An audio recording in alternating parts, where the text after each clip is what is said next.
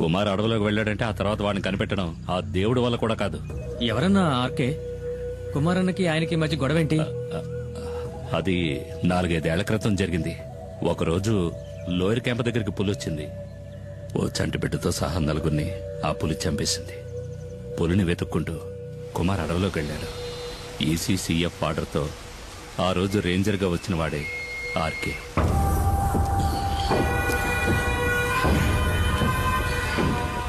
అడవి జంతువు మాంసం, అడవిలో అమ్మాయిల్ని రుచి మరిగినవాడు బయటికి రాలేడు కదా. ఇదేం బాగలేదు సార్, దయచేసి అమ్మాయిని వదిలేయండి. పాపం ఎవరో లేని అనాథ ఆ పిల్ల. అది నీ కన్న కూతురేం కాదు కదా. ఒకవేళ అయినా కూడా ఇక దాని విషయంలో నేను వెనక్కి తగ్గేది లేదు. కొద్ది రోజులుగా అది తప్పించుకు తిరుగుతోంది. ఇక దాన్ని వదిలే సమస్య లేదు. ఏంటి ఎక్కడ్రా మైనా? చాలా దూరం తరుపుకుంటూ వెళ్ళాను సార్, కానీ మా కళ్ళు కప్పి తప్పించుకుంది. ఏమన్నా? లేదు సార్, ఎక్కువ దూరం వెళ్ళుండదు. ఎలాగైనా సరే అమ్మాయిని వెతికి పట్టుకుంటాం.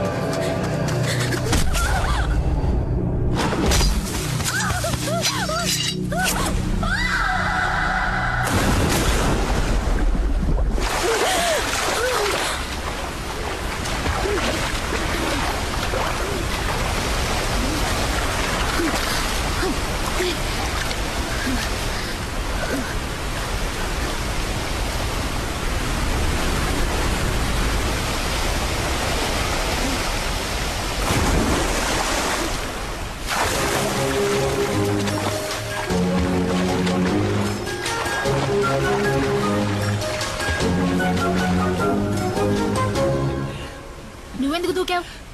నీతో ముఖ్యమైన విషయం చెప్దామని దూకాను. ఇక్కడ ఇక్కడైతే నువ్వు కాలుతో తనినా ఎవరు చూడరు కదా. ఏంటి విషయం? నువ్వు పెళ్లి చేసుకోవాలి. ఈ వాగులోనా? ఈ వాగులో కాదు, అమ్మవారి గుళ్ళో. కానీ ఇప్పుడే ఒప్పుకుని తీరాలి. నీకు వేరే పని పాట లేదా? ముందిక్కడి నుంచి బయటపడే మార్గం చూడు. అదేం కుదరదు. నన్ను పెళ్లి చేసుకుంటానని చెప్పు. అది నా వల్ల కాదు. అయితే ఇక్కడే ఉందాం. ఇక్కడే ఉంటే నిన్ను ఇంకెవరూ ఎత్తుకెళ్లలేరుగా. ఈ రాత్రిపూట అడవి ఏనుగు కాలు జారి మన మీద పడిందంటే చచ్చిపోతాం కదూ. ఒకవేళ నిన్ను చేసుకున్నా అప్పుడు నా పరిస్థితి అదేలే.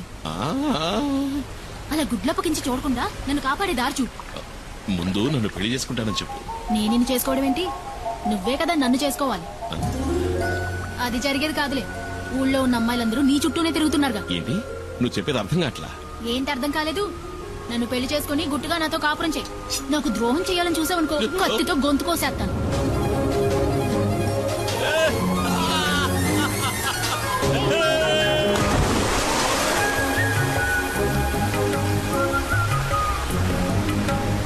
ఇదిగో ఈ బండలు బాగా పాచిపట్టాయి, జాగ్రత్తమేమో. ఎత్తుకోమంటావా? బండల్లోనూ నీళ్లలోనేగా ఇన్నాళ్ళు నేను నడిచింది. ఓ అది నిజమే కదా. నడు నడు అయితే నడు.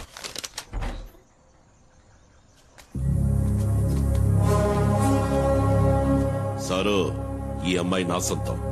దీన్ని నేను పెళ్లి చేసుకోబోతున్నా. ఇంకెప్పుడు నీ నీడ కూడా దీని మీద పడకూడదు.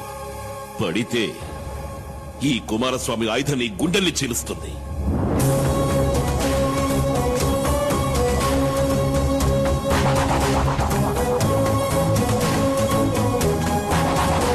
ఆ తర్వాత ఆర్కేని వేరే ఊరికి బదిలీ చేశారు.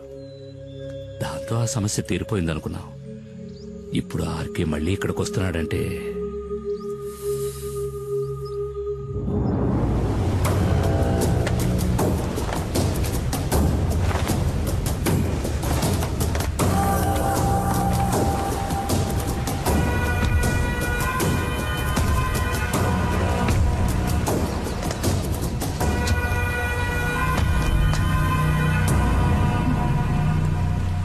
మైనా మైనా అడవి మైనా.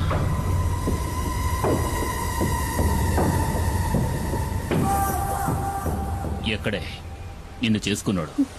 నాకు తెలీదు, ఇక్కడ లేడు. అలా చెప్తే ఎలాగే? పెళ్ళానికి తెలియాలి కదా మొగుడు ఎక్కడుండేది. ఉం? మర్యాదగా చెప్పు, ఎక్కడ వాడు?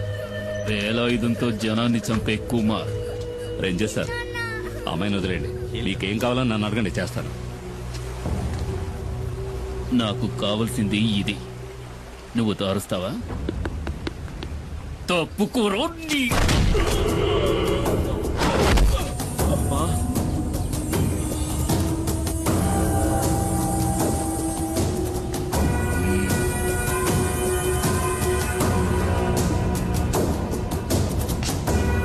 నిన్ను తీసుకెళ్లి కొంచెం విచారించాలి.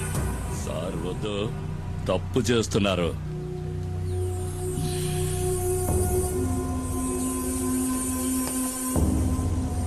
ఒక బిడ్డని కన్నా కూడా నీ ఒంట్లో బిగి కొంచెం కూడా తగ్గలేదు. సార్ వద్దు, వదిలేయండి. వదిలేయండి. ఏయ్!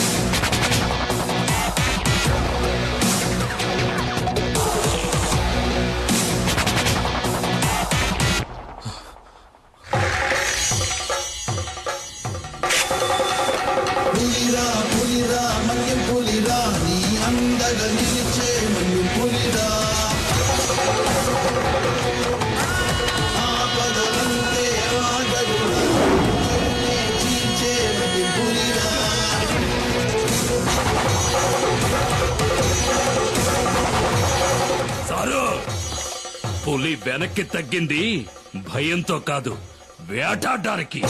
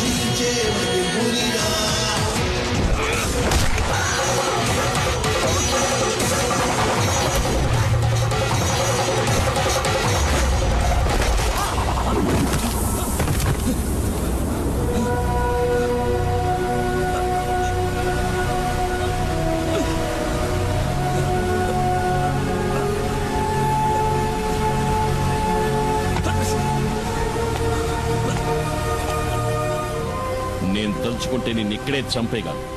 ఈ పులియూరు పరిసర ప్రాంతాల్లో ఇంకొకసారి కాలు పెట్టావో ఆ పెట్టిన కాలుని నరికి పారేస్తాను. పోరా ఇక్కడి నుంచి.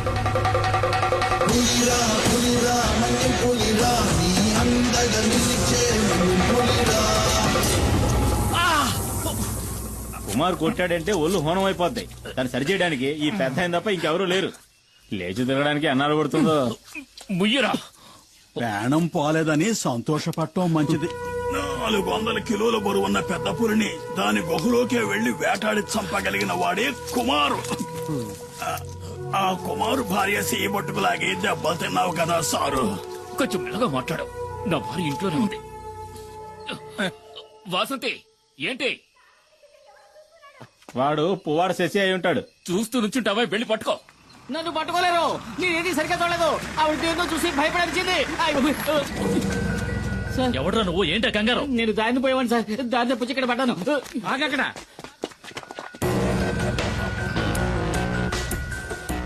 రమణాచారి ఏసీపీ.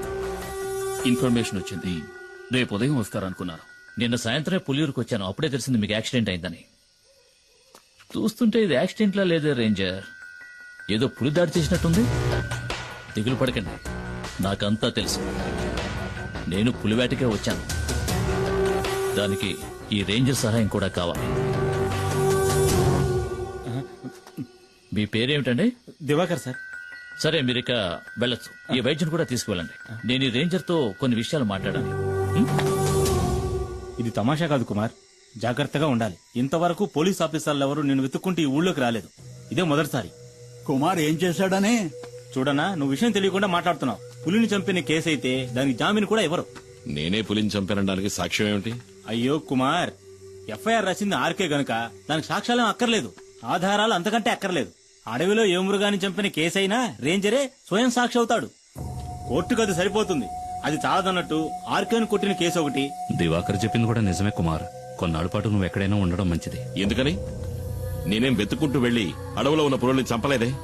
చంపాను నిజమే. ఊళ్ళోకి చొరబడి పులియూరు ప్రజల్ని దారుణంగా చంపిన వాటిని చంపాను. అదేం పెద్ద నాకు తప్పనిపించట్లేదు. ఊళ్ళో వాళ్ళని పులి చంపితే కేసు లేదు, ఊళ్ళో వాళ్ళని చంపిన పులిని ఈ కుమారు చంపితే కేసు. ఈ పని కోసం నన్ను ఉరి తీసినా సరే ఆ రేంజర్ లాంటి ఎదవలకు భయపడి అడవిలోకి వెళ్లి ఎక్కడో తలదాచుకోవాల్సిన అవసరం నాకు లేదు. త్వరగా ఆ మూల పెట్టండి, బయటికి కనిపించకూడదు. రేయ్, ఏంట్రా మీరు చేస్తున్న పని? ఏంటి? అన్నయ్య కూడా ఓ మాట చెప్పకుండా. అర్ధరాత్రి సరుకు తీసుకొస్తే మేమేం చేయగలం? ఎక్కడని దాచగలం? రేయ్, మీ అన్న సహాయం చేస్తానని చెప్పాడుగా, మరేంటి? రేయ్, అన్నయ్య సహాయం చేస్తానన్న మాట నిజమే. ఇప్పుడు ఆయన ఆ స్థితిలో లేడురా. ఈ పరిస్థితుల్లో అన్నయ్య వదన్ని చిన్నిని వదిలేసి రాలేడురా. అన్నయ్యతో నేను మాట్లాడతాను. ఆయన ఇంకో బండిని మీకు అరేంజ్ చేసిస్తాడు. సరే, అంతవరకు సరుకు ఈ లారీలోనే ఉండని. అదే ఇంకా ఎందుకు ఆలోచిస్తావు? ఇది చేసేది నీకోసం కూడా. ఆ విషయం మర్చిపోకరా. ఏంటి సింహాద్రి? రండి. ఏంటి విషయం చెప్పు. శంకర్ని నిన్న రాత్రి పోలీసులు పట్టుకున్నారు. రామయ్య కుడిబుచ్చం వాడు. గంజాయిన చుట్టూ వాడికొక్కడికే తెలుసు. ఇప్పుడు ఏం చేద్దామంటావా? ఇప్పుడే దాన్ని పులియూరుకి చేర్చాలి. దానికి ఒక్కటే దారింది కుమార్. అరెస్టోళ్ళు పోలీసులు వెంటనే ఇక్కడికి వస్తారు. వాళ్ళ కళ్ళు గొప్పి లోడు తీసుకెళ్లగలిగిన వాడు ఈ పులియూరులో కుమార్ ఒక్కడే. అదెలా జరుగుతుంది సింహాద్రి? ఈ పరిస్థితిలో కుటుంబాన్ని వదిలి కుమారన్న ఎక్కడికి రాడని మని చెప్పాడుగా. ఆ విషయం నాకు తెలీదు. ఈ సమస్య నుంచి మిమ్మల్ని రక్షించడానికి కుమార్ తప్ప ఇంకెవరూ లేరు. మేమంతా ఎంక్వైరీ చేశామన్నా.